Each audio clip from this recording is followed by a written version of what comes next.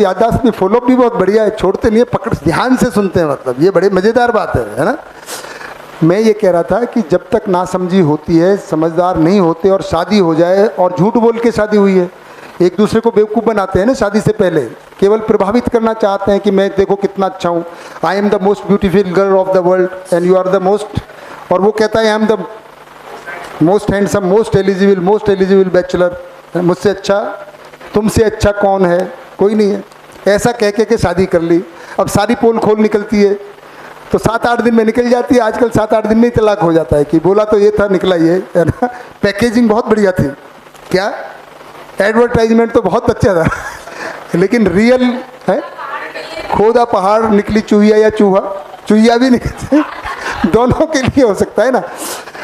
तो अगर ऐसी स्थिति में शादी होती तो लड़ने के लिए कोई कारण नहीं चाहिए, फिर लड़ना, मैं ये बता रहा था कि जीवन शैली हो जाती है। तो नमन बेटा, हाँ जी नरेंद्र भाई, पिंटू और पिंटी थे, उनकी शादी ऐसे ही होगी, एक गांव में रहते थे, है ना, ये तो घर घर की कहानी है, लेकिन पिंटू पिंटी की बात करते हैं।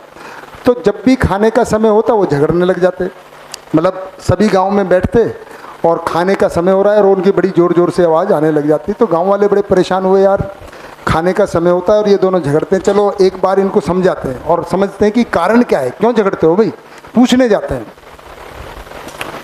तो शाम को गए जब पंच लोग, 4-5 लोग, कि भाई आप क्यों झगड़ते हो पिंटू और पिंटी। तो पिंटू से पूछा कि भाई देखो, पहली मान्यताएं दीदी, ये पुरानी मान्यताएं कि देखो औरतें तो होती ऐसी हैं ना, पर पिंटू यार तुम तो समझदार हो, यानी मान ही रहे कि औरतें तो समझदार होती नहीं, तो ये मान्यता है, ऐसा है नहीं, हमने यहाँ बताया ना, सब समझ सकते हैं, पर पुरानी मान्यता है।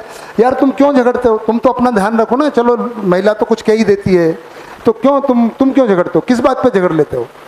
तो बोलता है यार कि क्या करूं, मुझे ना खाते समय बहुत शांति की आदत है, बिल्कुल कुछ नहीं होना चाहिए, लेकिन अब क्या है कि गांव में प्रथा है, सुहागनों को चूड़ी पहननी होती है। अब पहले सोना वोना ज़्यादा होता नहीं, तो क्या है कांच की चूड़ियाँ पहनते थे, पर जैसे ही ये रोटी बनाना शुरू करती है और इसकी चूड़ियाँ खन खन करने लगा, मुझे बहुत गुस्सा आ जाता है और मैं लड़ पड़ता हूँ, उसको गाली देता हूँ, कभी कभी लगा भी देता हूँ। अब लड़ने का कारण चाहिए, ये कारण है क्या, पर झगड़ने की प्रवृत्ति बन गई है, तो किसी भी, तो उसने सोचा यार ये तो आदमी फालतू की बात कर रहा है ना। लेडी से ही पूछ लेते हैं, भाई तुम बताओ पिंटी, तुम क्यों गुस्सा करते हो, ये तो ठीक नहीं लग रहा है, ये कोई कारण हुआ। सुहाग ने चूड़ी पहनती, पुरानी मान्यता है, उसके वो परिप्रेक्ष्य में है ना, और रोटी बनाएंगे तो ऐसे होगा ही, है ना, कौन सी मशीन आ गई है उस समय, है ना। तो ये तो तू क्यों झगड़ती है, बोले कि क्या है कि जब ये उसकी दाढ़ी थी, किसकी, पिंटू की, कि जब ये खाना खाने बैठते हैं और चबाते हैं तो इनकी दाढ़ी हिलती है, और ये हिलती दाढ़ी मुझे बिल्कुल पसंद नहीं है, मैं जो मेरे हाथ में आता उठा के फेंक देती हूँ। तो नासमझी में लड़ाई तो होनी है, कारण कुछ भी हो सकता है ना। चलिए चाय पीते हैं, आगे की बात करेंगे। यही सुखपूर्वक जीने का तरीका है। तो इसी के लिए समझ बहुत ज़रूरी है, विवाह से पहले समझ हो जाए।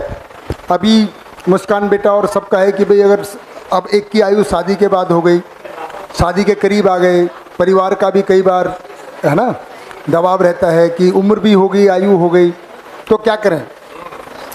तो कम से कम समझने का कमिटमेंट करें।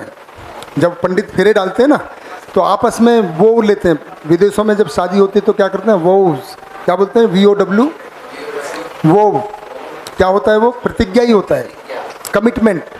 तो कमिटमेंट इतना कर लें कि भी हम साथ साथ अध्ययन करेंगे, समझेंगे, उससे भी बहुत कुछ होता है मुस्कान बेटा। अगर हम ये कमिट करके शादी करें कि हम साथ साथ अध्ययन करेंगे मिलकर, तो ऐसे में कई बच्चों को जानता हूँ परिवारों में कि जो इस तरह से चले तो काफ़ी खुशहाल हैं, इन कंपैरिजन टू जिन्होंने पहले समझ नहीं हुई और शादी हो गई। तब तो वो वाला ही मॉडल है जो अभाव वाला है कि मान्यताओं में टकराव, अपनी अपनी मान्यता, है ना, दोषारोपण, कमियां निकालना, एक दूसरे को फेल करने का जाजिज करना, वो सब चलता रहता है। अब क्या होगा, यही पूरा अगर पति पत्नी समझदार होते हैं, अगर केंद्र मजबूत है तो राज्य और सब बाकी तो ठीक हो गई। हाँ जी, एक भैया शेयरिंग थी इसी पे। हाँ जी, कल की घटना है, कल हम लोग फिर कहीं फंस गए किसी एक विषय पे मान्यताओं को लेके, लेकिन क्योंकि बच्चे ने भी शिविर चल रहे हैं तो बच्चे को उस ध्यान था कि ये दोनों लोग मान्यताओं फंस रहे हैं, तो इसने ये तो सो गई थी हाँ जी, मैं सुन रहा हूँ भैया, आप बताते रहें, हैं, क्या कह रहे हो? छोटी वाली सो गई थी, बड़ी वाली जग रही थी। हाँ, सोई नहीं थी वो, कह रही है कि ये कह रही आपको कि- लग रहा था, आपको भ्रम था कि वो सोई हुई है। हाँ, मतलब हमें भ्रम था अभी तो हाँ। कि ये सो गई है। तो जो बड़ी वाली है, जिसका नाम परिणीता है, उसने उस प्रपोजल को मैं याद दिलाया हाँ कि भाई ये प्रपोजल ये था, आप लोग भ्रम में हो अभी, तो थोड़ा ध्यान दो, जी, इसको जांचो। और जब हमने जांचा तो बड़ा आराम मिला। तो बहुत मतलब बढ़िया। पूरे परिवार के साथ शिविर करने का ये एक बहुत बड़ा बेनिफिट है। और मुझे भी जो भाव आ रहे हैं अभी, पहले जो मैं अकेले शिविर करता था उसमें शुरुआत के शिविर की बात बताऊं तो लगता था कि काश मेरी पत्नी होती तो ये बात उसको समझ में आती तो ठीक रहता। लेकिन अब मैं देख पा रहा हूँ कि साथ में है तो बहुत बड़ा बैगेज सा एक बहुत हल्का है कि चलो अब मेरा एक जिम्मेदारी थी कि कम से कम एक प्रपोजल तो इन तक पहुँचे पूरी तरह से, वो पहुँचा तो मुझे बहुत हल्का फील हो रहा है कि अब ये इनकी जिम्मेदारी है, कैसे क्या करना है। मेरा काम यहाँ तक लाना था, प्रपोजल इन्होंने सुना, now they have become responsible now and that complete responsibility. आप भी उसके भागीदार हैं। मैं भागीदार तो हूँ ही, साथ में, हाँ। अब हम दोनों भागीदार मतलब हैं। सही बात, तो ये एक बहुत अच्छा एक बहुत बढ़िया, फीलिंग हो रही है, अच्छी फीलिंग आ रही है। चलिए, शिविर सफल हुआ, अनुभव आपके सब लिए। निकल रहा था लेकिन वो निकला नहीं, दीदी फीलिंग आ के रही लिए भी है। अच्छा रहा, बच्चों के लिए भी अच्छा रहा ना, तो उन्होंने शेयर कर ही लिया है। बहुत बढ़िया। अब हम ये चैप्टर को पूरा मानते हैं ना, जो मुझे करना था परिवार वाला। तो 2 ही चैप्टर बचे, ये थोड़े छोटे छोटे हैं, है ना। ज्ञान, अब बात आएगी धरती पर मानव क्यों ये हो गया, मच्छर हो गया, केवल अब 5 गोल्ड सोने वाला बचा हुआ है। हो गया भैया, या अभी भी कुछ बात करनी बाकी है? नहीं हो तो ठीक है। मैं ये था इसका पूछने का सवाल का मकसद था अगर भाई हाँ जी, होगा, अभी मैं बताऊंगा समाज व्यवस्था में, अभी करेंगे इस पे बात। मैंने कुछ बोल रहा अब वो आ गया समय, अभी आते हैं, है ना। देवी देवता किसको कहते हैं और किसको कहते हैं। तो अब हम, मुझे लगता है पहले ना अस्तित्व वाला ले लेते हैं, फिर समाज वाला कर लेंगे, है ना। थोड़ा सा ऑर्डर की अस्तित्व में और क्या है वो स्पष्ट हो जाएगा। अगर तो समाज परिवार तो वैसे हो ही गया, समाज तो परिवार समूह होता है। तो सत्य वाला भाग, क्योंकि आप सब ने लगभग शिविर तो किया ही हुआ है ना, बहुत सारे लोगों को पता ही होगा। कितने लोगों को सत्य का पता है? अच्छा, कोई बात नहीं, चलो कुछ ही लोगों को पता है तो अपन करते हैं। तो अब अस्तित्व की बात करते हैं, है ना। हम अभी समाज की व्यवस्था को थोड़ा सा बाद में लेंगे, पहले अस्तित्व में क्या व्यवस्था है उसको देख लेते हैं। हाँ, मतलब क्रम मैंने थोड़ा सा बदल दिया है, वैसे चौथे पे समाज लिखा था, पर इसमें कोई बात तो सारी ही समझनी है ना। अगर आपको परिवार समझ में आ गया है तो समाज का एक चित्रण तो बन ही जाएगा।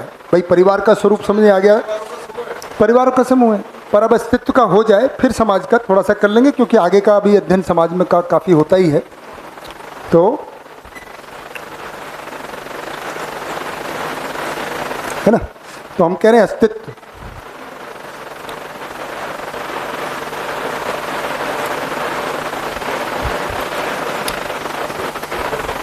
तो हमको ये पता चला कि अस्तित्व में एक तो प्रकृति है ना। प्रकृति में क्या क्या है? जड़ और चैतन्य। अगर इसको देखेंगे तो इसको पदार्थ अवस्था कहते हैं,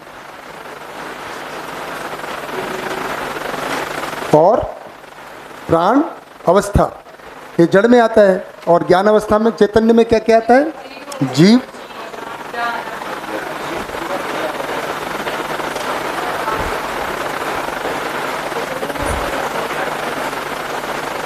तो हम पाएंगे कि पूरी प्रकृति ऐसा है।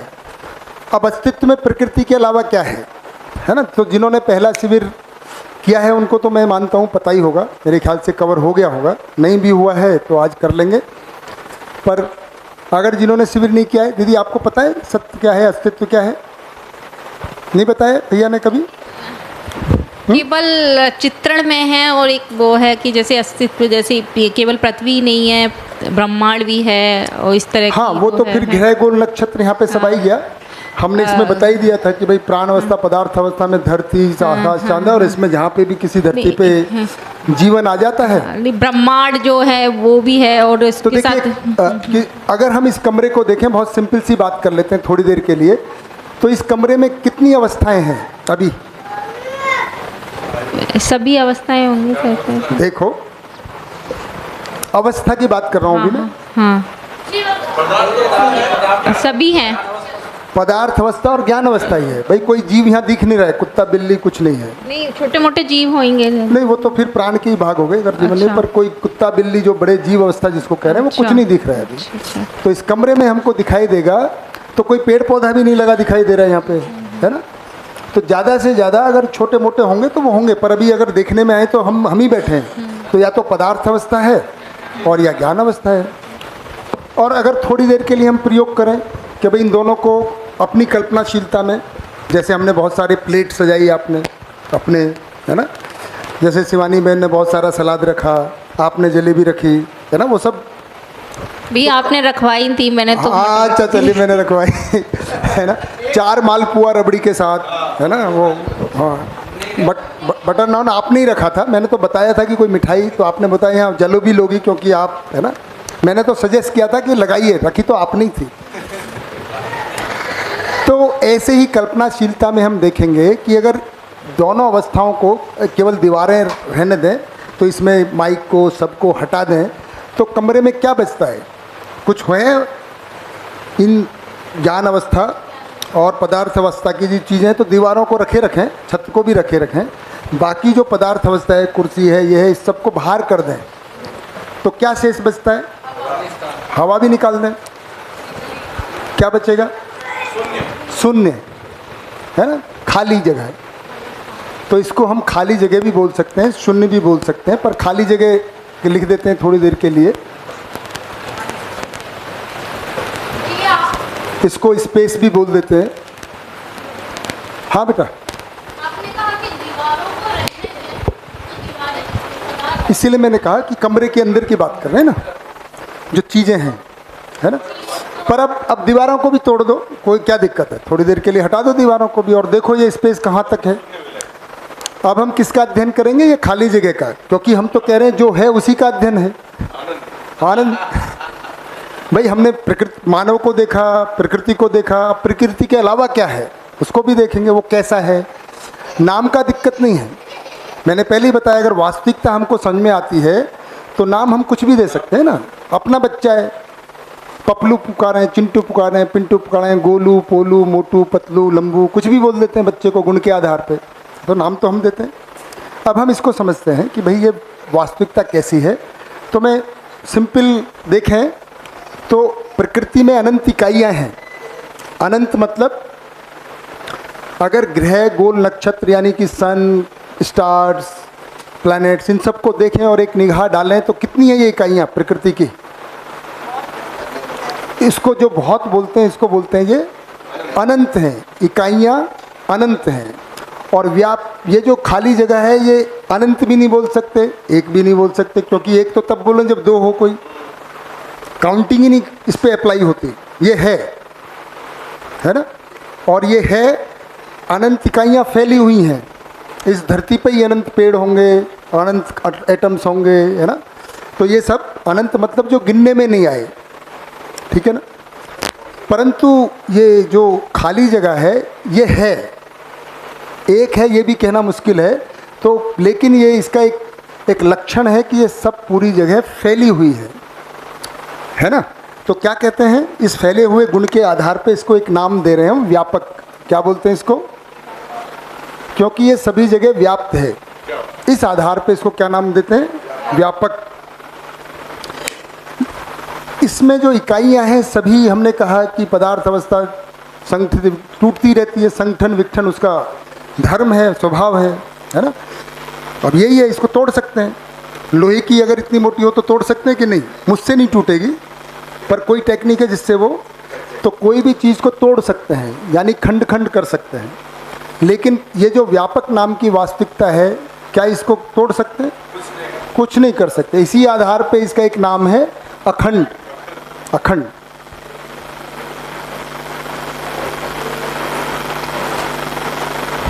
है ना। अगर कोई भी इकाई को हम देखेंगे अस्तित्व में, चाहे छोटी से छोटी हो, बड़ी से बड़ी हो, छोटी से छोटी हाइड्रोजन का एटम, बड़ी से बड़ी सन, सन से भी बड़ी बहुत सारे बड़े बड़े स्टार हैं, पर कितनी भी बड़ी होगी उसकी एक सीमा होगी। और ये जो व्यापक नाम की वास्तविकता है, इसकी कोई सीमा दिखती है क्या? जिसकी सीमा ना हो उसको क्या बोलेंगे? असीम। असीम है जिसकी कोई सीमा ही नहीं है, तो यही अखंड है, यही असीम है और यही व्यापक है ना। असीम है, अखंड है, व्यापक है। और लक्षण देख लेते हैं, है ना। हम में जितनी भी ये प्राकृतिक, है ना, प्रकृति की रचनाएं हैं, अगर हम इसको देखते हैं तो अब इस दीवार के आर पार नहीं देख सकते, है ना। लेकिन ये व्यापक है। वास्तविकता तो ऐसी वास्तविकता है कि इससे जहाँ तक भी हमारी दृष्टि जाती है तो व्यापक कभी हमारी दृष्टि नहीं रुकती है। इसी आधार पे इसको हम क्या बोलते हैं? ये पूरी तरह से पारदर्शी है।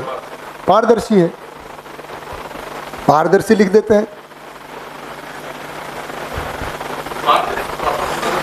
पारदर्शी का मतलब है जो हमारी दृष्टि जिसमें रुकती नहीं है। जैसे दीवार पे जाके रुक गई, अब दीवार के दूसरी तरफ नहीं देख पाते। पर व्यापक अगर जहाँ पर भी है बीच में दो इकाइयों के, तो हम उसको देख ही पाते हैं। ये दृष्टि को रोक नहीं पाता है, ट्रांसपेरेंट है, बिल्कुल है ही। और इसी तरह से बेटा हम देखेंगे कि ये जो व्यापक है ये सब जगह है। इसके अंदर है क्या? अणुओं में होता है, अणु के अंदर होता है, परमाणु में, तो ये सब जगह होता है। इसीलिए इसका एक लक्षण इस आधार पे होते हैं, ये सब जगह आर पार है। इसको कोई दुनिया की ताकत नहीं है कि इसको रोक दे, बिल्कुल। तो उसी आधार पे हम इसको कहते हैं पारगामी है। ये क्या है? ये जो वास्तविकता है, हमने मानव का अध्ययन किया, प्रकृति का अध्ययन किया, अब इसको देख रहे हैं, ये भी है हमारे बीच में, है ना। अब एक और चीज़ देख लेते हैं। पारदर्शी पारगामी तो है। हम एक नाम इस तरह से भी देते हैं कि कोई छोटी चीज़ होती है, मानव जाति ने पता लगाया कि भाई अणु छोटी चीज़ होती है ना। जब डाल्टन से शुरू हुआ तो उन्होंने तो पहले ऐसे ही माना था, परमाणु कैसा होगा कि जिस जैसा चीज़ होती है उसके जैसी। लेकिन बाद में पता चला गहराई से सोचने से, तो जब अणु के बाद में पता चला उससे छोटी चीज़ क्या होती है? परमाणु। तो मानव ने किसी समय विचार किया कि भाई सबसे जो सूक्ष्म इकाई होती है वो आत्मा होती है। जिन्होंने भी जीवन को देखा होगा तो आत्मा सबसे सूक्ष्म है ना। शरीर, शरीर से इंद्रियां, इंद्रियां से स्थूल मन, मन से स्थूल वृत्ति। परंतु पता चला कि आत्मा से भी सूक्ष्म ये वास्तविकता है, मतलब सूक्ष्मतम जिसको बोलते हैं। शब्द ही वैसे लागू नहीं होता, पर इसी आधार पे एक नाम दे दिया परमात्मा। क्या दिया? कि आत्मा से भी सूक्ष्म है परमात्मा, ऐसा इसके आधार पे नाम दिया। कैसे दिया? वास्तविकता का नाम ही दे रहे हैं कि भाई जैसे अणु से छोटी इकाई होती, जैसे हमारा कोई मित्र है और एक बहुत गहरा मित्र है, तो क्या बोलते हैं उसको? परम मित्र। परम मित्र, परम का मतलब जो उससे भी छोटा या बड़ा या गहरा, जो भी क्वालिटी, रिलेटिवली सुपरलेटिव फीलिंग आती है। तो आत्मा को सबसे ज़्यादा सुपरलेटिव माना था, पर ये आत्मा से भी बड़ी वास्तविकता फैली। आत्मा को भी नैनम चंद्राणी बोलते थे, लेकिन उसमें तो फिर भी कुछ होता है ना। इसमें कुछ होता ही नहीं है, और ये आत्मा से भी सूक्ष्मतम वास्तविकता है। उस आधार पे इसको बोल दिया परमात्मा। परमात्मा, परमात्मा, है ना। नाम ही तो देना है। कोई लक्षण देखा, हम लक्षण गुण के आधार पे देते हैं। कोई लक्षण हमको दिखाई दिया अपने बच्चे में, है ना, इंटेलिजेंट है, तो हम बोल देंगे अगर ये बिल्कुल जो है आइंस्टाइन, क्योंकि उसकी तुलना कर रहे हैं, तो किसी आधार पे ही दे रहे हैं ना। हाँ बिल्कुल। तो इसी तरह से परमात्मा हो गया पारगामी। अब एक और चीज़ निकल के आई कि भाई ये सब तो है, तो मानव जिन्होंने अब प्रस्ताव दिया है ना, उन्होंने इसको देखा कि ये जो इकाई हैं जितनी भी हैं ये ऊर्जित हैं। ऊर्जित का मतलब है इनमें क्रिया होती ही रहती है ना। कुछ ना कुछ क्रिया हो ही रही है सभी में, लेकिन इसमें जब देखने गए तो कोई क्रिया नहीं होती है। इसी आधार पर इसका नाम है क्रिया शून्य। क्रिया का अभाव है, कोई क्रिया नहीं है, बिल्कुल क्रिया शून्य, यही वास्तविकता है जिसको हम क्रिया शून्य बोलते हैं या शून्य बोलते हैं, है ना कमलेश भाई? ये क्रिया शून्य है क्योंकि इसमें कोई तरंग नहीं, दबाव नहीं, कुछ नहीं। ये ना किसी से प्रभावित होती है, ना किसी को प्रभावित करती है, ना ये किसी से प्रभावित, वो बात की बात है। मोक्ष की अवधारणा तो अध्ययन में क्लियर होगी, थोड़ा सा मैंने आज इसमें बताया भी था, पर ये वास्तविकता क्या है हम तो इसका अध्ययन कर रहे हैं। ये है क्या, हमने क्या किया है कि हमने कोई वस्तु को देखा है और वस्तु का अध्ययन किया है। मानव है तो मानव कैसा है, मानव की आवश्यकता क्या है ना, प्राणावस्था क्या है, तो क्या उसका स्वभाव है, क्या धर्म है, क्या अनुसंगीयता है, यही सब तो अध्ययन क्या है। तो हम अब इसका अध्ययन कर रहे हैं कि भाई ये व्यापक नाम की वास्तविकता हमारे बीच में ये है कैसे, क्या करती है। तो ये एक और बात हुई, क्रिया शून्य, ये ना किसी को करने से रोकती है और ना ही किसी को कुछ करने को उकसाती है, तो इसलिए ये अकर्ता है। कर्ता भोक्ता ज्ञाता केवल मानव है, करने वाला भी, ज्ञान समझने वाला भी, भोगने वाला भी, कर्ता भोक्ता ज्ञाता ये सब मानव है, दृष्टा भी मानव ही है। हाँ मानव ही होता है वो अस्तित्व में, नहीं वो तो अस्तित्व में मानव देखता है, अस्तित्व का दर्शन करता है, पर करने वाला कौन है, जीवन या मानव, है ना। ये कुछ नहीं है, बस है, ऐसा ही है, तो है ना, यही ज्ञान है। अभी कोई शब्द आया था, ये क्या है, यही ज्ञान है। दूसरी बात, ज्ञान भी यही है ना, मानव ज्ञाता है, ज्ञान क्या है, ये है व्यापक। अब हम देखेंगे कि अभी हमने देखा कि ये जो प्रकृति है पूरी की पूरी क्या है, ऊर्जित है। प्रकृति क्या है, ऊर्जित है। और ये तो विज्ञान से हमने समझा है कि ऊर्जा ना तो क्रिएट की जा सकती है ना ही डिस्ट्रॉय की जा सकती है, तो फिर ऊर्जा क्या है, तो यही जो वास्तविकता है यही मूल ऊर्जा है। ये व्यापक अस्तित्व देखो सारा है, अभी हमने क्लियर कर दिया, अस्तित्व के दो भाग हैं।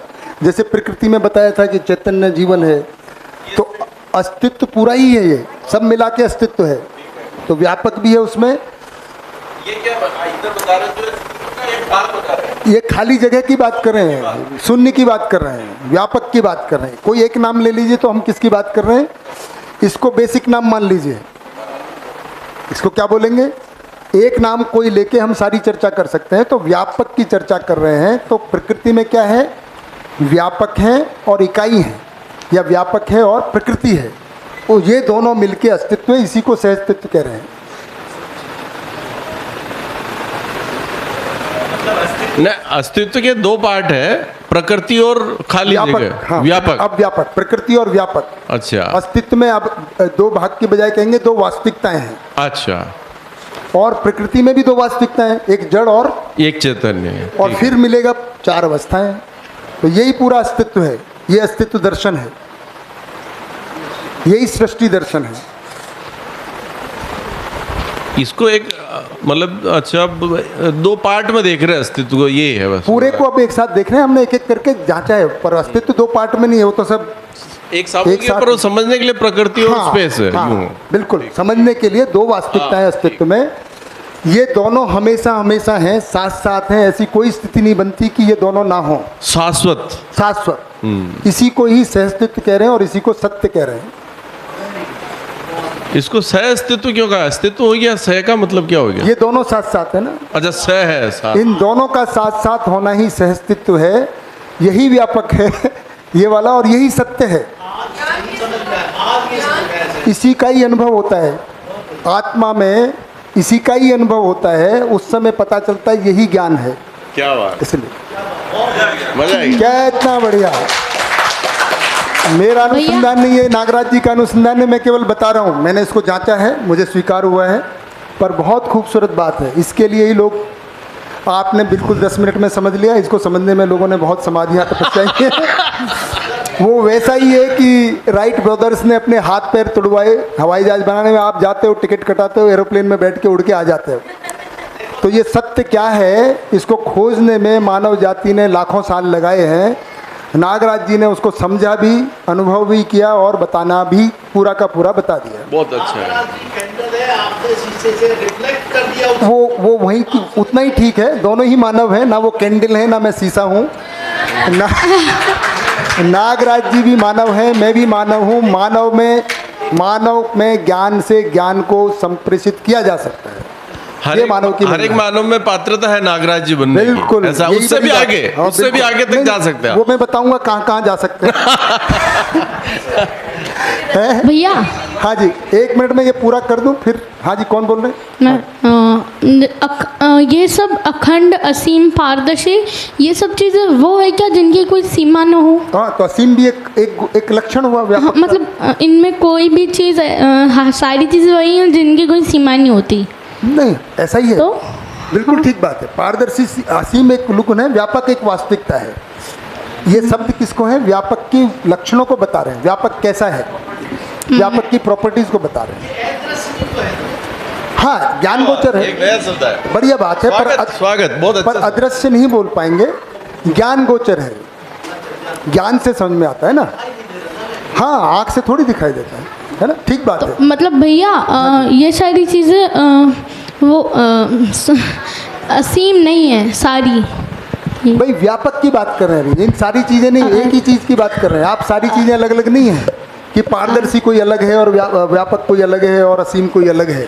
एक वास्तविकता है। किसकी बात कर रहे हैं? अभी ध्यान दो बेटा, किसकी बात कर रहे हैं? वो मैं पदार्थ अवस्था की। अरे अच्छा, आप बोले नहीं चले गए, इसलिए कन्फ्यूजन हो रहा है बेटा। आपको बताएंगे क्योंकि इनका ध्यान गया है।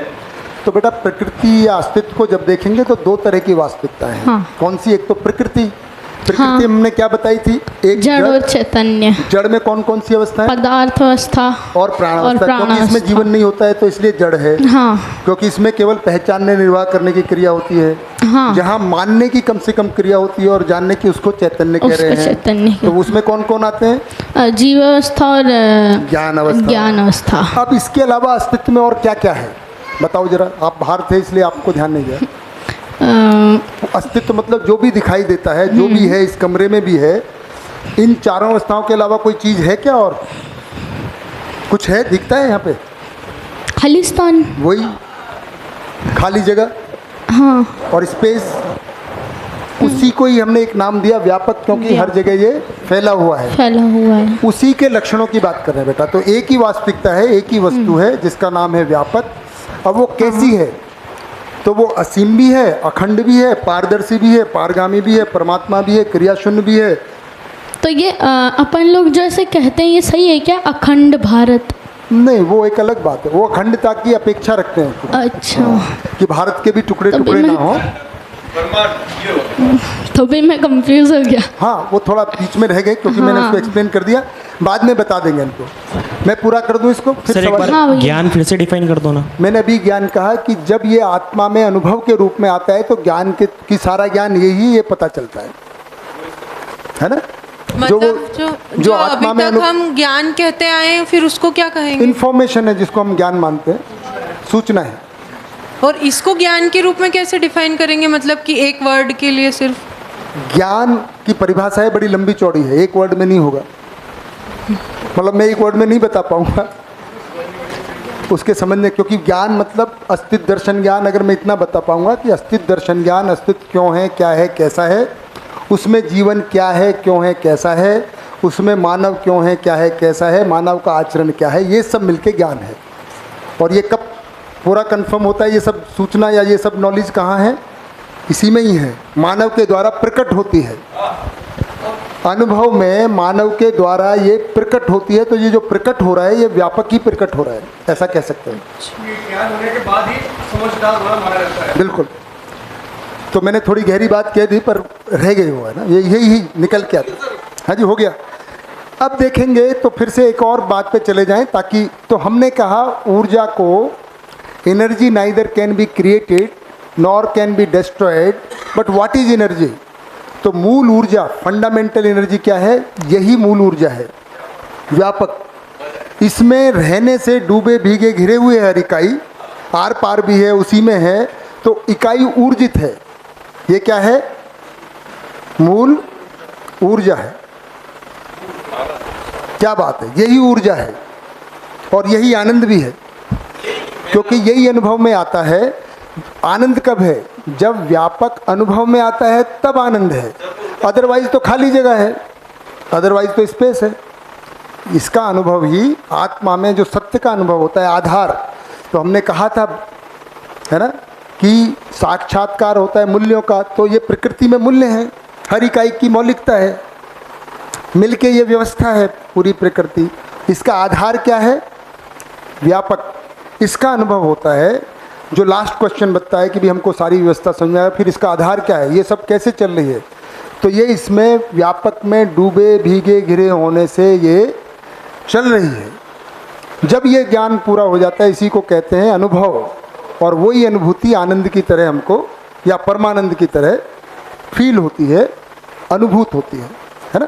तो यही मूल ऊर्जा है। 10 क्रियाएं जागृत हो जाती हैं पूरा का पूरा, और फिर विकास क्रम विकास, जागृत क्रम जागृत, जो हमने बताया इवोल्यूशन कैसे हो रहा है, तो सब इकाई इसी में है, इसी में ही ज्ञान है।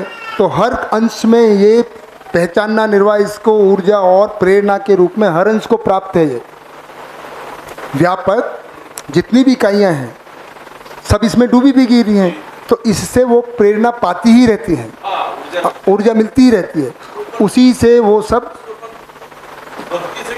हाँ अभी बताऊंगा। अब भक्ति क्या है? हाँ जी,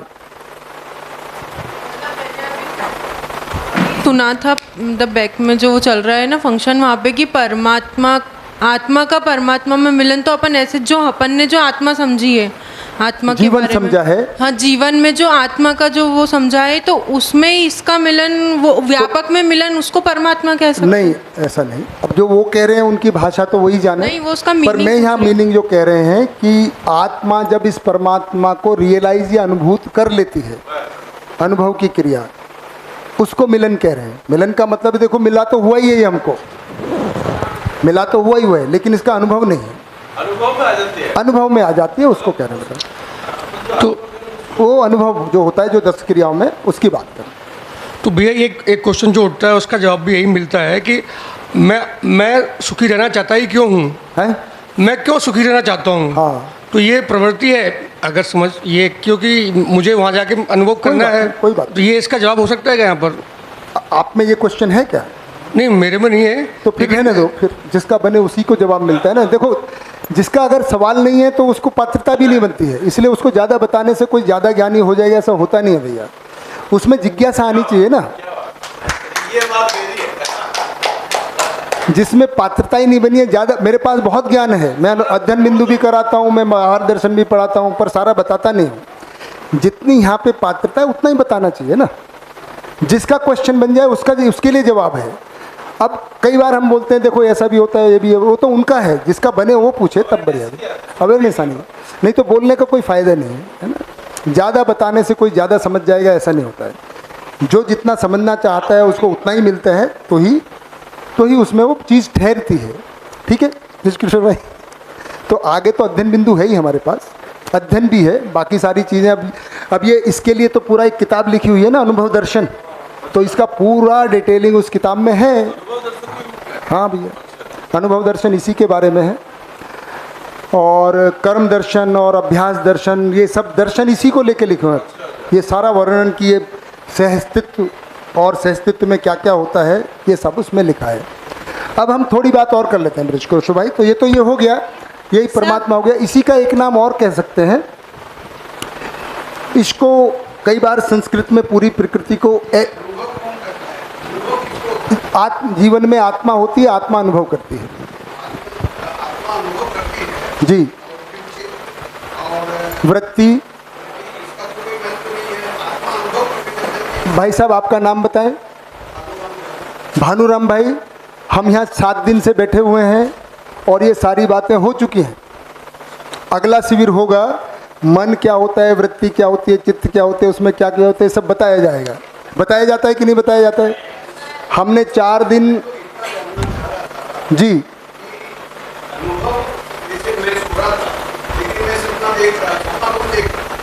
अब देखो ये बातें हो चुकी हैं, बहुत ज़्यादा हो गई हैं। आप क्योंकि लास्ट के दिन आए हैं, अच्छा अच्छा, तो इसका ऐसा नहीं कि मेरे, आप सबको पता है ना मेरे पास जवाब है, पर अगर मैं दोबारा शुरू करूँगा तो वो 7 दिन का शिविर होगा फिर।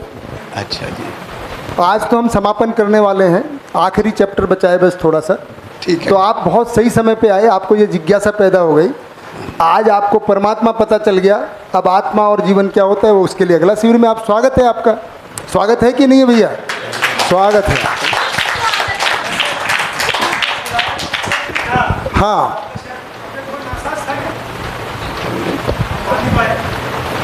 आपको बुलाया था पहले दिन। आ नहीं पाए, और आपको अब तक की जिंदगी से आगे की बात जिसकी तलाश है, तो यहाँ मिली है सबको। यहाँ पे जीवन क्या होता है, मानव आत्मा क्या होती है, आत्मा ही नहीं, मन क्या होता है, वृत्ति क्या होता है, चित्त क्या होता है, बुद्धि क्या होता है, सब पता चलता है। ठीक है, अगले शिविर में आइए, आपका स्वागत जी। नमस्ते। नमस्ते। हाँ जी टीना बहन। हाँ, मेरा ये था कि ये पारगामी और पारदर्शी डिफरेंट है, हाँ। या फिर उसी के आधार है, व्यापक के आधार? पारदर्शी एक लक्षण है, एक प्रॉपर्टी है कि मैं इसके बीच में होने से ये किसी को भी देखने से कोई रुकता नहीं है। हाँ। और पारगामी आर पार ही है, आर पार भी है, जहाँ इकाई है वहाँ पर भी है। हाँ। उसको पारगामी कह रहे हैं। तो पारदर्शी 2 इकाइयों के बीच की बात हो रही है, और पारगामी एक इकाई में भी है, एक इकाई के अंदर की बात हो रही है। क्लियर हुई बात? हाँ। ये है और ये है। पारगामी का मतलब ये दोनों के बीच में है, पारदर्शी का मतलब दोनों के बीच में है, मेरे और आपके बीच में है। और पारदर्शी हुआ, पारगामी का मतलब है मेरे भी अंदर है, आपके भी अंदर है, ये बात। और एक था कि ये ज्ञान मतलब जब आत्मा का अनुभव आत्मा में इसका अनुभव होता है, आत्मा में जब व्यापक का अनुभव होता है या सहस्तित्व में जब हमें आत्मा में अनुभव होता है तो ये ज्ञान के रूप में समझ में आता है। ठीक है। तो एक और चीज़, संस्कृत में एक शब्द है क्या, ऐश्वर्य। ऐश्वर्य, पूरी प्रकृति एक ऐश्वर्य के रूप में देखी जाती है, और उसका आधार क्या है? ईश्वर। तो ईश्वर कौन है? उसी आधार पे व्यापक, उसी आधार पे इसका एक नाम ईश्वर भी है। अब ये शब्द रह गया कि भगवान, भूत, है ना, अब इसको ले लेते हैं देवी देवता, पर उससे पहले भक्ति क्या है, अब भक्ति की बात करते हैं। व्यापक को ईश्वर कहने दे, पर भगवान नहीं बोल रहे, मैंने यहाँ भगवान नहीं लिखा है ना, तो भगवान किसको कहेंगे अब उसकी बात करेंगे। पर उससे पहले भक्ति का मतलब है भजन करना, और भजन का मतलब भय से मुक्ति का उपाय, भय और भ्रम से मुक्ति का उपाय ही भजन है, और वही भक्ति है। सुन लीजिए ना, मतलब हाँ, तो करना क्या है? भय और भ्रम कैसे दूर होता है? अध्ययन से, अभ्यास से। तो अध्ययन और अभ्यास ही भक्ति है। कैसा है? अब देखो, मैं, आपने मुझसे पूछा, मैं उसका जवाब दूंगा, आप जांचते रहिएगा। आज समापन कर रहे हैं भाई। देखो, आपने मुझसे पूछा, मैं, हाँ जी, देखो वो जो माना हुआ है उसका तो मैं चर्चा ही नहीं कर रहा हूँ ना भाई। मैं जो वास्तविकताएं जैसी से लोग बोलते हैं यान बात है ये। अब मैं कुछ कहूँगा, वो दिल पे पत्थर रखना पड़ेगा आपको। आप क्या करते रहे हैं, मेरे दुख दूर करो। कौन दुख दूर करेगा? कोई करने वाला ही नहीं है, ये तो अकर्ता है, ये सुनता भी नहीं है, और इसके अलावा कोई वास्तविकता भी नहीं है। मानव है, या तो प्रकृति है या व्यापक है। तो ज्ञान की रोशनी में, ज्ञान की रोशनी जो है वो ज्ञानी व्यक्ति से मिलती है, अनुभव संपन्न व्यक्ति से हमको अनुभव की रोशनी मिलती है। उसकी रोशनी में जब हम भय और भ्रम से muक्ति का उपाय करते हैं, वही भक्ति है। आप 7 दिन से क्या कर रहे हैं? भक्ति ही कर रहे हैं। क्या बात है। और तो भक्ति हो गई, समर्पण भी यही है। जब हम तन मन वृत्ति चित्त, बस जब मन वृत्ति चित्त को समझने में लगाते हैं, वही समर्पण है। प्रार्थना, जब हम समझदार व्यक्ति से प्रश्न पूछते हैं, जिज्ञासा रखते हैं, वही प्रार्थना है।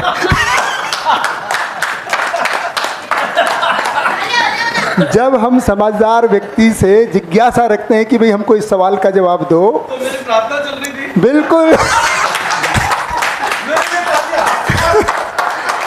इसीलिए मैंने कहा कि आखिर में जवाब दूंगा, आप पहले कर लें।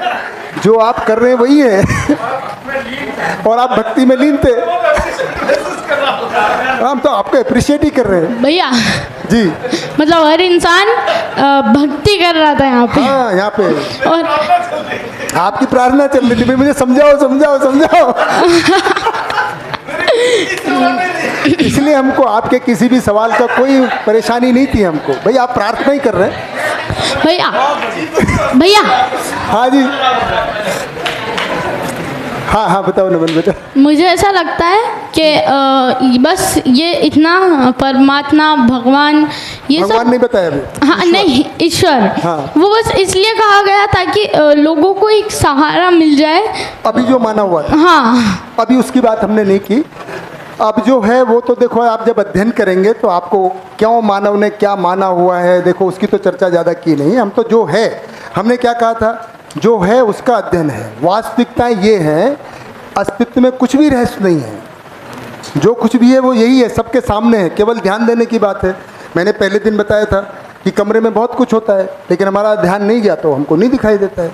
अगर हम ध्यान से देखते हैं तो यही वास्तविकताएं हैं।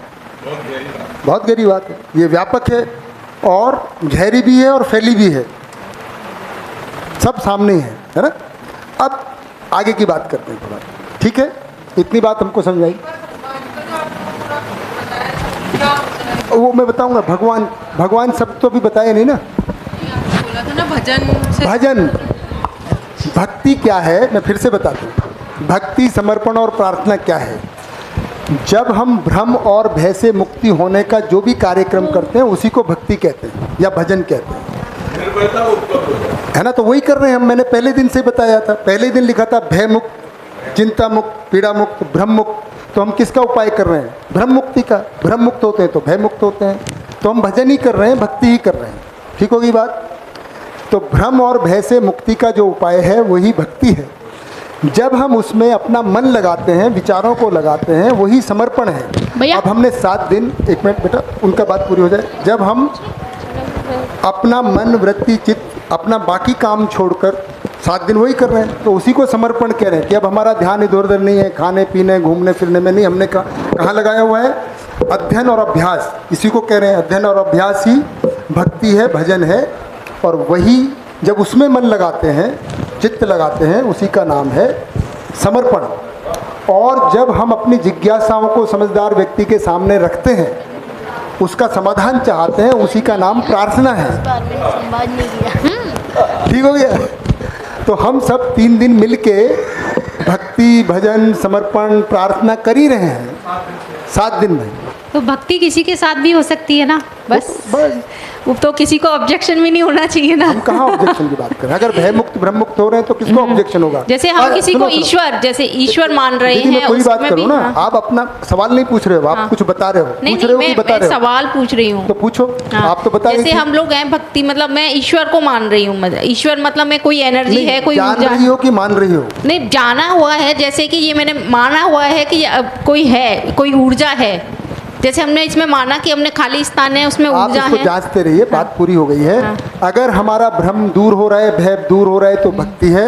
अगर कुछ मान के हम कर रहे हैं और हमारा भ्रम और भय बढ़ रहा है तो भक्ति नहीं है, फिर पाखंड है, अहंकार है, ईगो है, असुरक्षा है, चिंता है। वो हम उसको रिलीफ चाह रहे हैं, है ना। तो आप ये देखिए, मैं इसमें ज़्यादा नहीं पढ़ूंगा क्योंकि अब पूरी बात हो गई है। अब तो अब आगे नहीं, मैं ये जानना चाह रही थी कि अगर हम कोई चीज़ से, अगर हमारा भय और भ्रम और ये भय और भ्रम दूर हो रहा है तो हम बढ़िया, उसे कंटिन्यू उसको कर करते रहना चाहिए। और ये भी जांचते रहना चाहिए कि दूर हो रहा है या ऐसा लग ही रहा है। हाँ। है ना? ये भी जांचना चाहिए। थोड़ी और बात कर लेते हैं। तो देखिए, अब ये तो हो गया ईश्वर, परमात्मा, मूल ऊर्जा, ज्ञान। अब भगवान किसको कहेंगे? अब ये सवाल आता है, भगवान किसको कहें? तो भगवान, वान जो शब्द होता है ना, कोई दयावान है ना, धनवान, जिसके पास है, रूपवान। तो जिसके पास रूप है रूपवान है। अब ये ना तो इसके पास रूप है, ये सब किसके पास होता है? रूप, धनवान, पदवान, जिसके पास पद होता है। कारवान, कारवान कौन होता है? महलवान, महल होता है ना, पहलवान जिसके पास, तो ये वान शब्द उसके साथ लगता है जिसके पास कोई चीज़ होती है। अब भग क्या होता है? भग मतलब भाग्य। जिसके पास में ऐसी ज्ञान आ जाता है कि जो मैंने पहले दिन बताया, जो समझदार हो जाता है, जिसकी 10 क्रियाएं पूरी हो जाती हैं, तो वो कर्म करने में भी स्वतंत्र होता है, फल भोगने में भी स्वतंत्र होता है, वही भगवान होता है। जो महापुरुष के भगवान इसलिए लगा, इसीलिए महापुरुषों के उसको किसी महापुरुष के साथ लगाते हैं जिसने अपना भाग्य, भाग्य मतलब आगे क्या होगा, वही तो कहते हैं भाई मेरे भाग्य में क्या लिखा है, क्या लिखा है, जागृति लिखी है, वो सभी के भाग्य में लिखी है जागृति, समझदारी।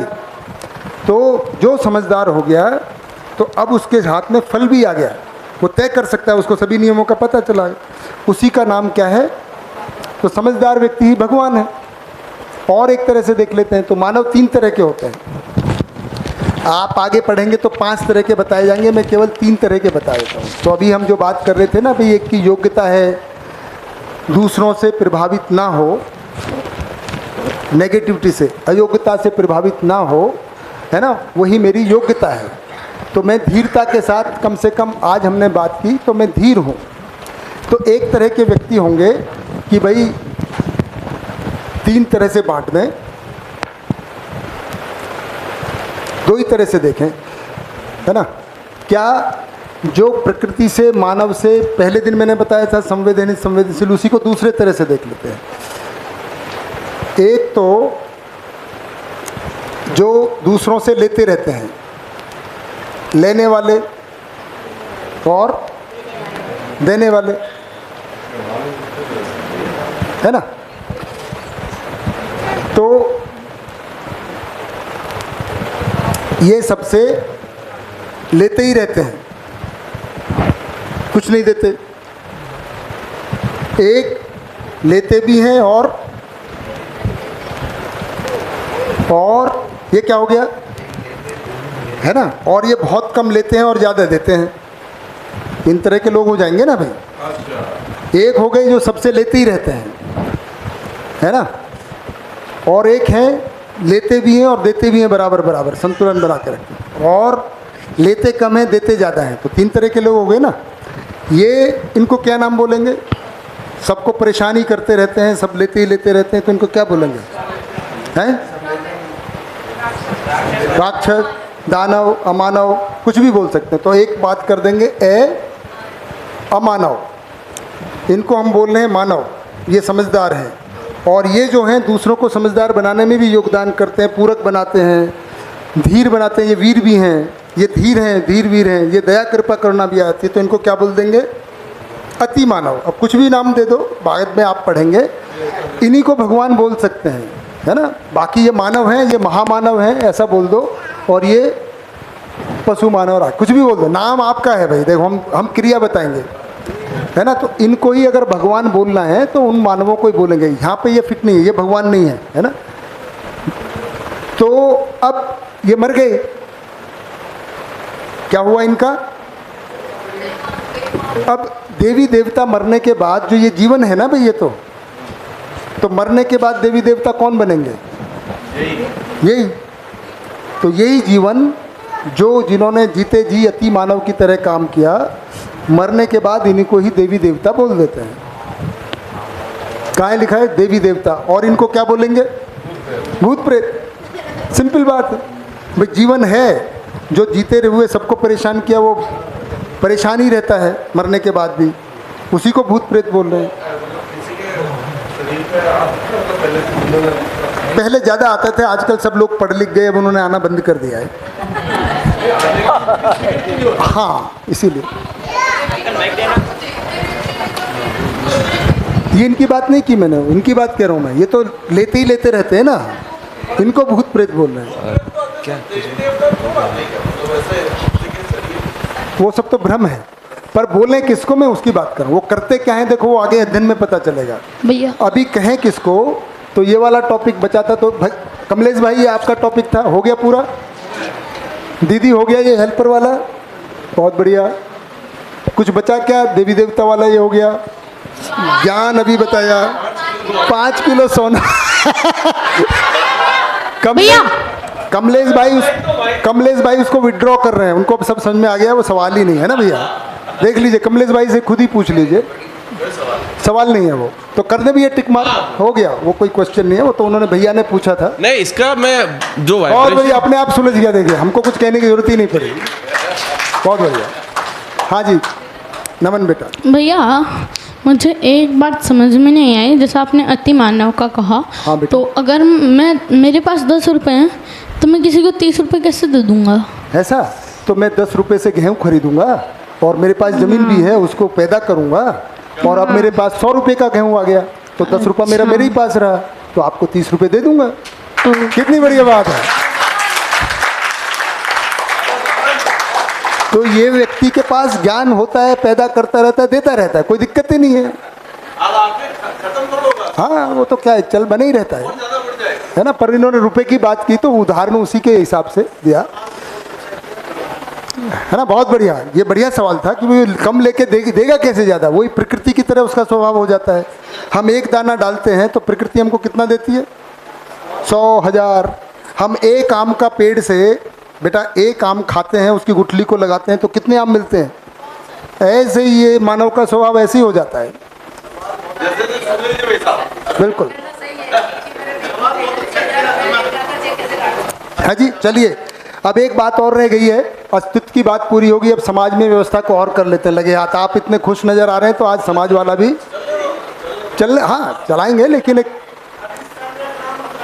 क्या है भैया? अल्लाह।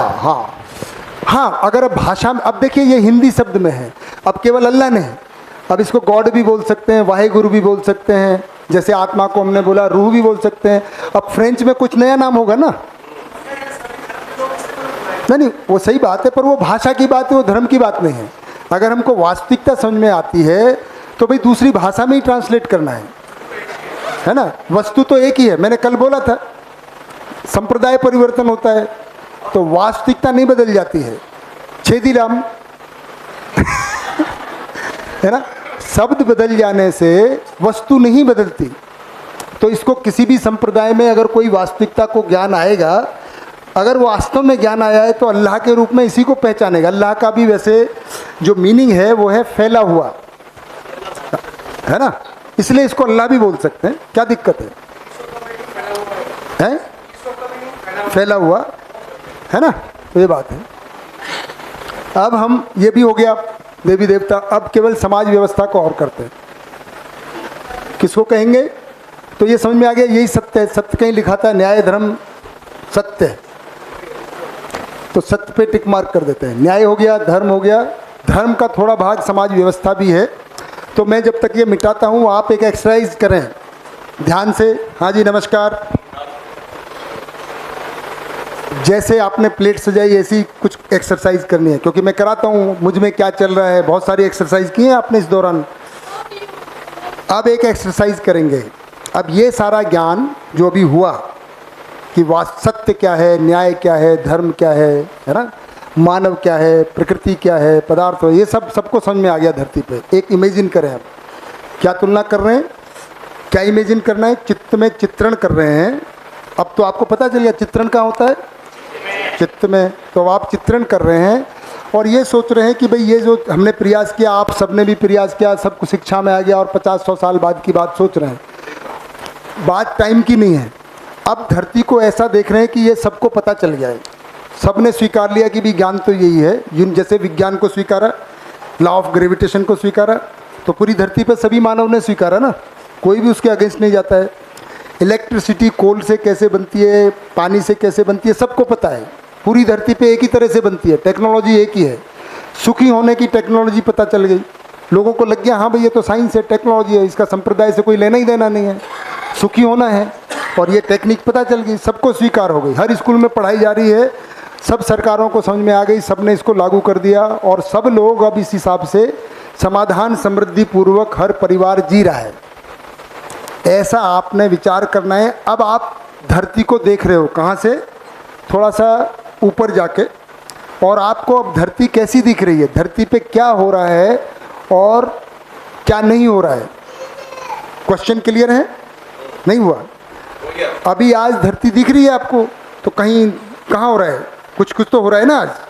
तो अब आपको इमेजिन करना है, सभी लोग समझदार हो गए हैं, सब वही पढ़ाई हो रही है ना। अब धरती कैसी है, क्या काम हो रहे हैं, अभी कोई जवाब नहीं देगा, सोचेंगे, हाथ खड़ा करेंगे, फिर मैं पूछूंगा। तो क्या चल रहा है, जैसे हमने बोला मुझ में क्या चल रहा है, अब धरती पे क्या हो रहा है, धरती कैसी दिख रही है, इसका थोड़ा चित्रण बनाएं, जिसको जितना बने, लोड लेने की जरूरत नहीं है, ठीक है।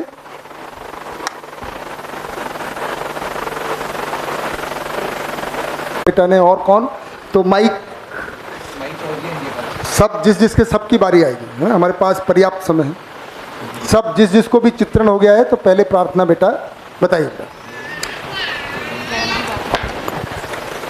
चित्रण किया तो मतलब ऐसा दिख रहा है कि धरती पर ही हम स्वर्ग देख रहे हैं। क्या बात है, ओके, आपको भी स्वर्ग दिखा, बहुत बढ़िया। पर हो क्या रहा है, बताइए क्या क्या हो रहा है स्वर्ग में, क्या हो रहा है स्वर्ग में? मतलब पूरी जो व्यवस्था जमी हुई है, हाँ, वो क्या पूरी दिख रही है। मतलब क्या हो रहा है, मतलब मानव जो है वो मतलब जो व्यवस्था के अनुसार ही अपना काम कर रहे हैं, और किसी के साथ कोई बुरा व्यवहार नहीं हो रहा है, और मतलब जो व्यवस्था बनी हुई है वो बहुत सही तरह से चल रही है। जो हमने अभी अध्ययन किया उस हिसाब से पूरी सही चल रही है, और धर्म जो था हमने जो पढ़ा वो सफल हो गया है। क्या बात है, और धरती स्वर्ग हो गई और मानव देव हो गए हैं। अरे वाह, चलिए इन्होंने थोड़ा बढ़िया बताया, डिटेलिंग। नमन भाई हमेशा भैया जैसा इन्होंने कहा कि स्वर्ग दिखा, तो मुझे स्वर्ग नहीं दिखा, लेकिन जो ऐसा हर जगह हरियाली भरियाली सी थी, और एकदम अच्छा सा नज़ारा था, जो कि आज के टाइम पे नहीं दिखता है। क्या बात है, तो अच्छा क्या है, वही तो देखना चाह रहे हैं। हाँ, जैसे हरियाली थी हर जगह। हाँ। और मेरे को जब मेरा चित्रण गया, तो हम कोई त्योहार मना रहे थे, इतना तो मुझे नहीं पता। तो वो आया, और ऐसा लग रहा था जैसे दुनिया में सब समझदार हो गए हैं। तो समझदार हो गए हैं तो सुखी भी हो ही गए। तो वो तो मैंने बता ही दिया कि समझदार हो गए हैं। हाँ, बहुत बढ़िया। और अभी बताए ऐसा जैसे दुनिया की सारी जेल ही निकल गए हैं, जेल खत्म हो गई, खत्म हो गए। ये बढ़िया बात है, अरे क्या बात है, अपराधी नहीं बचे। बहुत बढ़िया, हो गया बेटा, बहुत सुंदर। छोटी बिटिया, अच्छी परिभाषा ये है कि हर व्यक्ति में प्रेम है, एक दूसरे को प्रेम से देख रहा है, कहीं नफरत नहीं है, कहीं घृणा नहीं है। युद्ध बंद हो गए कि नहीं हो गए हैं? हाँ जी, अभी युद्ध हो रहे हैं कि युद्ध बंद हो गए हैं? ये युद्ध बंद नहीं हो रहे हैं, इसीलिए बंद नहीं हो रहे हैं कि लोगों के दिल में प्रेम नहीं है। ओहो, चलिए आपको तो 7 दिन करना ही पड़ेगा। रहना बेटा आप बताइए। मेरे हिसाब से जैसा मैंने देखा वैसा कि कोई कंट्रीज़ का बॉर्डर नहीं है। बहुत बढ़िया। और अगर बॉर्डर नहीं है तो युद्ध होगा क्या फिर? नहीं, फिर आर्मीज़ की भी ज़रूरत नहीं है। आर्मी की भी जरूरत नहीं है। सोजी राम भाई, हम अपने पड़ोसी को पड़ोसी नहीं मान रहे, हम उसको भी परिवार ही मान के चल रहे हैं, अपना ही क्या मान रहे बात हैं। है। तो और बस कि कोई अपराध नहीं हो रहा, तो और ऑर्फनेजेस भी नहीं है, और ना ही जेल है, ना जेल है, ना ऑर्फनेजेस है, नहीं न्यायालय की ज़रूरत पड़ रही है, और किसी को गवर्नमेंट की भी जैसे ज़रूरत नहीं पड़ रही, कि मतलब पुलिस की ज़रूरत नहीं पड़ रही है। पुलिस की भी जरूरत नहीं पड़ रही। देखिए एक बात मैं बता दूं यहाँ पे, कि पुलिस वाले को बताना नहीं है कि आपकी ज़रूरत नहीं पड़ेगी। अभी आर्मी पुलिस सब चाहिए, ये तो हम एक चित्रण करते हैं ना भाई। जैसे स्कूल में निबंध लिखवाते हैं, यदि मैं प्राइम मिनिस्टर होगा तो क्या करता, स्कूल में लिखवाते हैं ना, if I were A prime minister, यदि मैं प्रधानमंत्री होता तो क्या। तो हम ऐसा एक विचार कर रहे हैं कि अगर मानव समझदार हो जाएं तो भाई क्या क्या परिवर्तन आएगा। अब कब आएगा, कैसे आएगा, उसके लिए प्रयास करना पड़ेगा। पर इसके लिए कोई धरना देने की ज़रूरत नहीं कि हमको पुलिस की ज़रूरत नहीं है। अभी तो है, क्योंकि अभी ये समझदार हुए नहीं। कंडीशन ये थी कि जब सब समझदार हो जाएं, जब तक समझदार नहीं है तब तक तो पुलिस भी है, न्यायालय भी है, आर्मी भी है, वो जो सोजी राम भाई ने कहा, तब तक ये, और इनको मजबूत बनाना भी है, इनमें से करप्शन भी ख़त्म करना है, तब तक तो वो है। पर हम उस जगह की अगर हम सोचेंगे तो उसके लिए कुछ योजना बनाएंगे। इसलिए इसका है कि हाँ भाई कैसे वो हो, कैसे साकार हो। बढ़िया बात। इधर वालों पे आते हैं, कौन थोड़ा, अब इतना तो बता ही दिया, इसमें कौन ऐड करेंगे? हाँ जी, थोड़ा थोड़ा करें फिर आगे बढ़ें। हाँ जी, चंदा बहन। हाँ जी, हाँ उन्होंने बताया, बिल्कुल। चंदा बहन पहले बताए। हाँ, मैंने देखा कि मतलब आंखें बंद की मैंने एकदम से, तो मैंने भी ये देखा कि हरियाली है सब जगह, और जो मेरे पास ज़्यादा है वो मैं किसी और को दे रही हूँ, और किसी और के पास अगर कोई चीज़ ज़्यादा है तो वो मैं उससे ले रही हूँ। क्या बात है, ये बढ़िया हो गया। और सर मेरे को भी ऐसा लगा कि सबसे पहले तो जीवन विद्या की जरूरत खत्म हो गई है।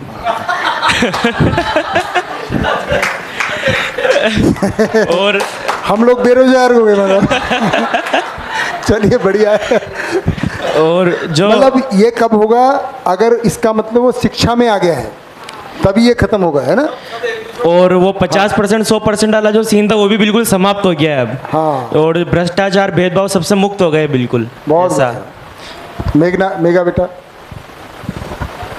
मैंने तो ये देखा कि अब तो सड़क पे चलते हुए डर भी नहीं लग रहा है हाँ। अकेले से, और गवर्नमेंट जॉब का दबाव भी खत्म हो गया और सबके, हाँ वो तो कल का अलग ही था, वो तो घर पे जाने के बाद तो हो गया, अच्छा। पर अपने में समाधान हाँ, बहुत बढ़िया। सुखी पूर्वक हो गया। नंदिनी बेटा। एक और, अच्छा, सबके एक चेहरे पर मुस्कुराहट थी। क्या बात है, सभी मुस्कुरा रहे हैं, कोई परेशान नहीं। बहुत बढ़िया। नंदिनी बहन।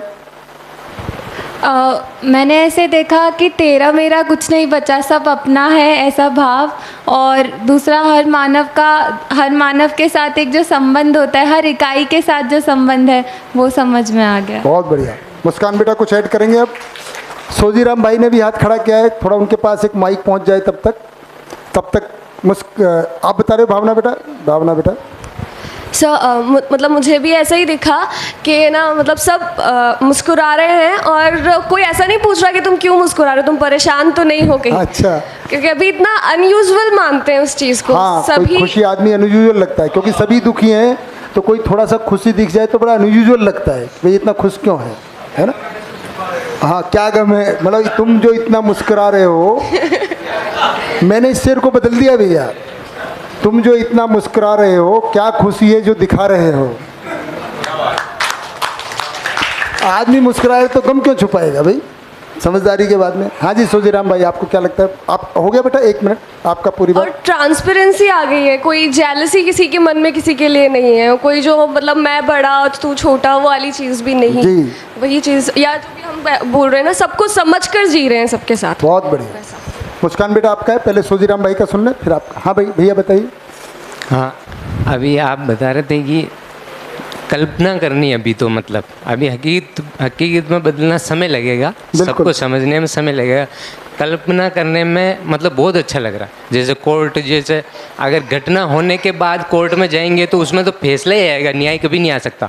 घटना से पूर्व समझ जाएंगे तो वो न्याय है। बहुत बढ़िया। घटना से पूर्व समझ गए मतलब न्याय। वही हमने बताया था कि घटना ही ना घटे। हाँ, घटना ही नहीं घटे। घटना ही ना, और घटना घटने अभी जो सारा काम हो रहा है वो घटना घटने के बाद हो रहा है, इसलिए वो न्याय नहीं मिलता, फैसला होता है, और फैसला ही होगा चाहे कितना ही कैसा भी हो। बहुत बढ़िया। इसी तरीके से सब चीज़ में ऐसे देखे कल्पना के अनुसार आर्मी की भी कमी होगी, क्योंकि लड़ाई नहीं हो रही, जरूरत नहीं है।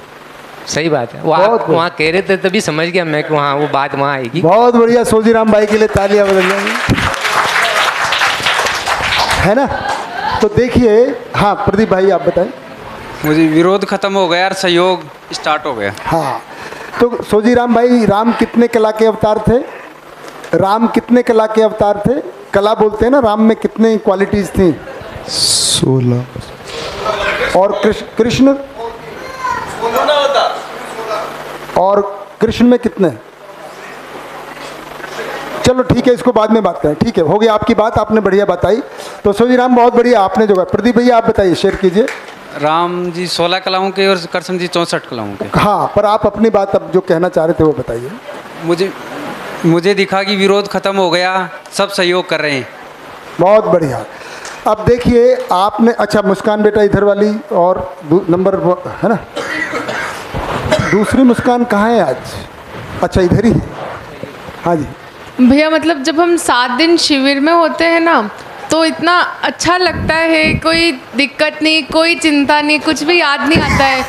और यहाँ पे जितने भी लोग हैं सबसे अपनापन फील रहता है। हाँ। वो कल मैं विनीता दीदी से ऐसे पहले बात ही नहीं हुई थी, पर ऐसे कनेक्शन उनके क्वेश्चंस की वजह से जो साथ में समझते उसकी वजह से ऐसा कनेक्शन बन गया, कल गले मिल रहे थे हम। क्या बात है। तो मतलब जैसे मेरी बिछड़ी हुई माँ हो। ऐसा ही होता है भाई, भाव ऐसे ही बनता है। हाँ 7 दिनों में जब हम सिर्फ समझदारी के लिए काम कर रहे हैं, समझदारी के लिए प्रयास कर रहे हैं, तो इतना अपनापन है। जब एक्चुअल में समझदार हो जाएंगे तो पूरे मतलब सब लोगों से जो अपनापन फील होगा वो कितना अच्छा होगा। बहुत बढ़िया। चलिए, हमने उस समय जो आपने देखा है समाज में, आपने बताया क्या नहीं होगा वो तो सबने बताया है ना भाई, हैं? हाँ देखिए। तो इतने रिलैक्स रहते हैं, कोई दबाव ही नहीं है मतलब यहाँ पे। तो ऐसा ही हो जाएगा तो कोई चीज़ का दबाव तनाव खत्म ही हो जाएगा भैया। सोजीराम भाई, कुछ नहीं रहेगा। सब केवल ये करना है कि हम समझदारी की यात्रा में हैं 2 लाख साल से। अगले और अब 2 लाख साल निकल गए, 1000 2000 और कौन बड़ी बात है, 100 200 में हो ही जाएंगे, है ना। उधर ही यात्रा है हमारी, है ना। पर होगा क्या, इसको थोड़ा ध्यान दे लें तो फिर समाज की व्यवस्था क्या होगी। तो ये तो आपने बताया बेटा, रहना बेटा कि भाई फौज की ज़रूरत नहीं है क्योंकि कोई बॉर्डर नहीं है। कितनी बढ़िया बात बताई। बॉर्डर ज़मीन पर है कि हमारे मन में है, चित्त में है? हेलो, मानव के चित्त में है। ज़मीन पे कोई बॉर्डर नहीं हमने बनाया हुआ है, पर अभी उसकी आवश्यकता भी है। अखंड जब हो जाएगा तब की बात है ना। तो समाज क्या होगा, है ना, और उस समय समाज की स्थिति क्या होगी, क्या काम होंगे, उनकी थोड़ी बात करते हैं।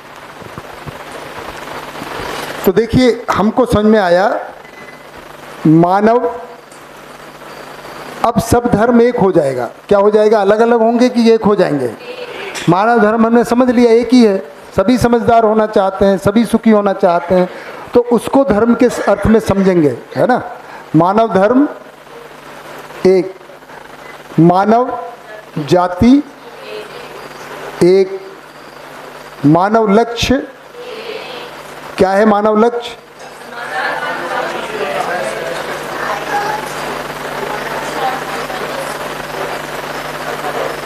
प्लस ये मानव।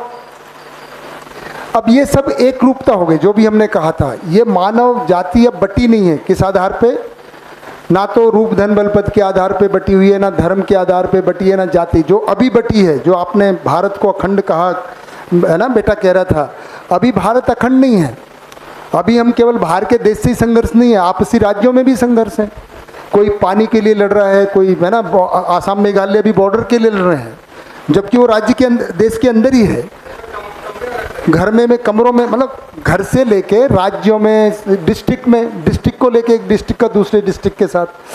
पर जब हम धर्म को एक समझते हैं तो जाति एक हो जाती है। तो जाति के आधार पे बंटवारा नहीं, संप्रदाय के आधार पे बंटवारा नहीं, भाषा कुछ भी हो उसके आधार पे बंटवारा नहीं। लक्ष्य एक हो गया कि भाई सभी समाधानित, शिक्षा एक हो गई। तो ये क्या हो गया कि मानव समाज, मानव जो जाति है या मानव जो है धरती पर, वो एक हो गया। इसी को कहते हैं हम अखंड समाज। कैसा हो गया? अब ये खंड खंड नहीं है,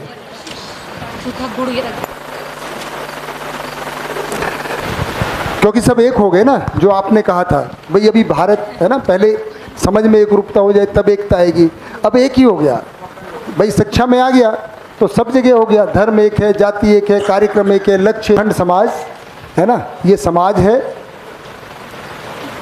तो इसमें क्या आ गए, राष्ट्र भी अंतर्राष्ट्र भी, व्यक्ति से लेके अखंड समाज का मतलब है व्यक्ति में समाधान हो गया, लक्ष्य हो गया, व्यक्ति, परिवार, समाज, राष्ट्र, अंतर्राष्ट्र, ये सब में मानव धर्म एक, मानव जाति एक, मानव लक्ष्य एक हो गया। तो इसको कहेंगे अखंड समाज। अब ये धर्म जाति के नाम पे बटा नहीं है। इसका कार्यक्रम क्या होगा?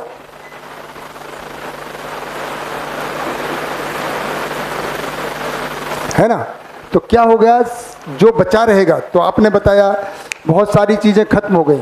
अगर बॉर्डर का झगड़ा खत्म हो गया तो आर्मी नहीं बची, आर्मी नहीं बची तो ये जो एटम बम बना रहे हैं, गन बना रहे हैं, AK-40, ये सब की फैक्ट्रियाँ रहेंगी क्या? नहीं रहेंगी भाई, है ही नहीं, मतलब उनकी ज़रूरत ही नहीं है ना। बहुत सारी चीज़ें बननी बंद हो जाएंगी जो अनावश्यक हैं, वो अपने आप बंद हो जाएंगी। आपको पता चलेगा एरोप्लेन रहेंगे, गाड़ियाँ रहेंगे, लेकिन उनकी संख्या अपने आप नियंत्रित हो जाएगी। अभी तो फालतू में इधर उधर घूम रहे हैं, है ना। जब लगेगा कि भाई आवश्यकता अनुसार है, तो ऐसा नहीं कि गाड़ियाँ खत्म हो जाएंगी, लेकिन उनको संख्या, जो नियम नियंत्रण संतुलन है समझ के अर्थ में, इनकी भी क्या चीज़ उत्पादित करनी है, कितनी करनी है, वो नियंत्रित हो जाएगी, है ना। तो कार्यक्रम क्या होगा, जो मुख्य कार्यक्रम रहेगा वो रहेगा शिक्षा का बचा ही रहेगा, है ना बेटा। कहाँ जिन्होंने बोला कि जीवन विद्या की जरूरत खत्म हो गई, है ना, तो वो प्रबोधकों की जरूरत खत्म हो गई हमारा, लेकिन शिक्षा तो रहेगी। शिक्षा की आवश्यकता रहेगी कि नहीं रहेगी, क्योंकि समझ अदरवाइज कैसे हो गई। तो जो मुख्य कार्यक्रम होगा वो होगा शिक्षा, और हमने कहा मानव संस्कार अनुसंगी है, तो संस्कार का काम शिक्षा के द्वारा ही हो जाएगा। क्या काम रहेगा, शिक्षा संस्कार। तो शिक्षा का काम रहेगा, बहुत सारे शिक्षक रहेंगे, बहुत सारे बच्चे रहेंगे, तो वो तो होता रहेगा। दूसरा, हम सुरक्षा चाहते हैं, तो अभी जो हम सुरक्षा चाह रहे हैं उसी के लिए तो हमने आर्मी, पुलिस और ये सब है कि भाई व्यक्ति सुरक्षित रहे, है ना, समाज सुरक्षित रहे, देश सुरक्षित रहे, तो आर्मी की ज़रूरत है ना। तब क्या होगा, न्याय से ही सुरक्षा होगी। न्याय, क्योंकि अभी जैसे सोजीराम भाई ने कहा है, हम कल्पना कर रहे हैं, हम गलती नहीं कर रहे, घटना ही नहीं घट रही, तो हम क्या कर रहे हैं, न्याय कर रहे हैं, संबंधों का निर्वाह कर रहे हैं, मूल्यों को पहचान रहे हैं, मूल्यों का निर्वाह कर रहे हैं, वही सुरक्षा है। सबसे बड़ी सुरक्षा क्या है, सही काम करना ही सुरक्षा है ना। सदुपयोग ही सुरक्षा है। हम सब जगह तन बंधन का सदुपयोग कर रहे हैं, वही सुरक्षित है, सब चीज़ वही सुरक्षा है। अब हमको शरीर को सुविधा की भी जरूरत पड़ेगी, तो उसके लिए हम कार्य करेंगे, उत्पादन करेंगे, तो उत्पादन कैसे होगा, कार्य से होगा। कार्य आपको पता ही है, सुविधा के लिए उत्पादन की जरूरत होगी, है ना भाई। कपड़ा चाहिएगा, रोटी चाहिएगी, गाड़ी चाहिए होगा, सब कुछ चाहिए होगा, तो उसके लिए हम क्या करेंगे, कार्य। कार्य की परिभाषा ही आपको पता, तो हर कोई कार्य कर रहा होगा प्रकृति के साथ तालमेल के साथ। अब जैसे अभी उन्होंने बताया कि भाई ये अपने मेघा बहन ने कि, और इन्होंने भी बताया कि, इन्होंने बताया कि ज़्यादा चीज़ है ये अपना चंदा बहन, कि मेरे पास कुछ ज़्यादा है तो मैं किसी को दूंगी, और किसी के पास ज़्यादा है तो उससे ले लूँगी, ऐसे बताया आपने दोनों ने। तो इसको क्या बोलते हैं कि भाई कोई भी एक परिवार या दो परिवार या एक गांव समूह मिलके सारी चीज़ें उत्पादन नहीं कर सकते, है ना। कोई कपड़ा बनाएगा, कोई दूध का उत्पादन करेगा, कोई सब्जी का, है ना। तो आपस में एक्सचेंज करेंगे, वो भी सिस्टम बना रहेगा। वो कैसे करेंगे उस पर हमको आगे पढ़ेंगे आप, है ना। तो क्या करेंगे, विनिमय की जरूरत पड़ेगी। इसको विनिमय मतलब कहते हैं एक्सचेंज। विनिमय का मतलब है एक्सचेंज। और किस आधार पे होगा, हमारे पास ज़रूरत से ज़्यादा है, हमने परिवार में, हमको तो 1-2 बोरी गेहूं की जरूरत थी, हमारे पास 10 बोरी आ गया, तो हम 8 बोरी कहाँ करेंगे, किसी जगह पे कोष रहेगा कि भाई हमारे पास ज़्यादा है, जिसके पास कमी हो ले जाए, है ना। उसको बोलेंगे कोष, जिसको अभी हम बैंकिंग सिस्टम कह देते हैं, क्योंकि अभी तो रुपए के अर्थ में है। हमें सैलरी से ज़्यादा हमारे पास आ गया, खर्चे से ज़्यादा, तो हम कहाँ करते हैं, बैंक में रख देते हैं। बैंकिंग जब जरूरत होती है तो निकाल लेते हैं, पर वो तो रुपए के अर्थ में हो गया। ये वस्तुओं के अर्थ में होगा, भी ज़्यादा चीज़ें उत्पादित हो गई तो कहाँ करेंगे, क्या बचा रह गया है, व्यवहार ही तो न्याय है। क्या बचा रह गया, कोई बताएगा, किसी का ध्यान। ये एक काम और बचा है, हेल्थ। तो स्वास्थ्य को भी सुनिश्चित करेंगे। जब इतना सब हो गया तो ज़्यादातर स्वास्थ्य संयम से ही ठीक हो जाएगा। संयम का मतलब है हम समझदारी पूर्वक खाना पीना करेंगे। अभी ज़्यादातर बीमारी प्रकृति से नहीं हो रही है, हमारे खाने पीने से हो रही है। ये पूरी धरती पर जो कार्यक्रम होगा ये भी मानव का एक हो जाएगा। भाई सब जगह यही काम होंगे, लड़ाई बंद हो गई, कोर्ट बंद हो गई, है ना। शिक्षा रहेगी, उत्पादन करेंगे और उत्सव मनाएंगे। क्या करेंगे, और उत्सव करेंगे। तो स्वास्थ्य में, इनमें खेल कूद होता ही रहेगा आपस में। ये सारा काम हम, जैसे हमने यहाँ पे 7 दिन बोर हुए, क्या कुछ नहीं बोर हुए, है ना। तो ये जो कार्यक्रम है ये उत्सव वाला ही बना रहेगा, इन्हीं को लेके उत्सव होंगे। भाई उत्पादन में भी उत्सव कर रहे हैं, शिक्षा में भी उत्सव कर रहे हैं, उत्पादन में भी उत्सव कर रहे हैं। तो आप खेत पे गए, गाते गाते आप अपना थोड़ा काम कर रहे हो, गप मारते हुए, है ना। अपने कंवर भाई आए तो पता चला फावड़ा भी चला रहे हैं और एक जोक भी सुना रहे हैं। तो खुशहाली वैसी हो रही है। तो ये सब काम करते करते एंटरटेनमेंट इनके साथ ही हो रहा है। ये जो है यही व्यवस्था है, ये पूरी धरती पर सार्वभौम व्यवस्था, यूनिवर्सल।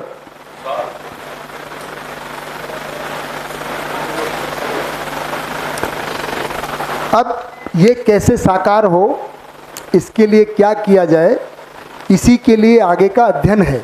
अब ये जैसे कहा भी कल्पना तो हो गई, पर ये मात्र कल्पना नहीं है। हमने 7 दिन समझा है कि इसके सूत्र हमको पता चल गए हैं, है ना। ये डिजाइन है, पर डिजाइन साकार कैसे हो, जमीन पे कैसे उतरे, इसके लिए ही आगे का अध्ययन है ना। जिसको भी जब भी समय लगे, सुनील भाई तो हैं जो सबके लिए उपकार करते ही रहते हैं कि भाई अध्ययन कराते हैं, अध्ययन बिंदु कराते हैं।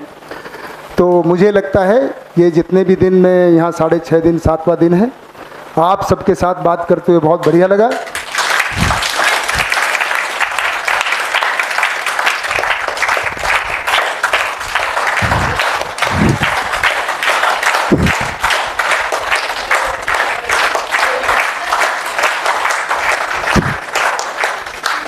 मेरी आप सबको शुभकामनाएं कि इस जागृति के पथ पे, समझदारी के पथ पे आप आगे बढ़ें।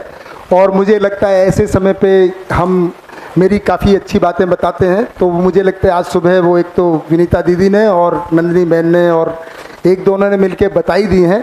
मैं ये स्वीकार करता हूँ कि ऐसे ही भाव आप सबके होंगे, है ना। समय तो हो ही गया है और हम इस मेरी तरफ से, हाँ मेरी तरफ से ये शिविर मेरी तरफ से पूरा हुआ। जितनी बात मुझे करनी थी कि आप में, है ना, जितने मुझे जानकारी वो आप तक पहुँचे, और ये बिल्कुल आनंद के साथ आप सबके जितनी भी जिज्ञासाएं हैं, मुझे बड़ी खुशी हुई।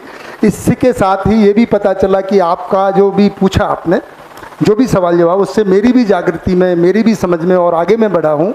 इसके लिए आप सबका भी बहुत बहुत धन्यवाद। और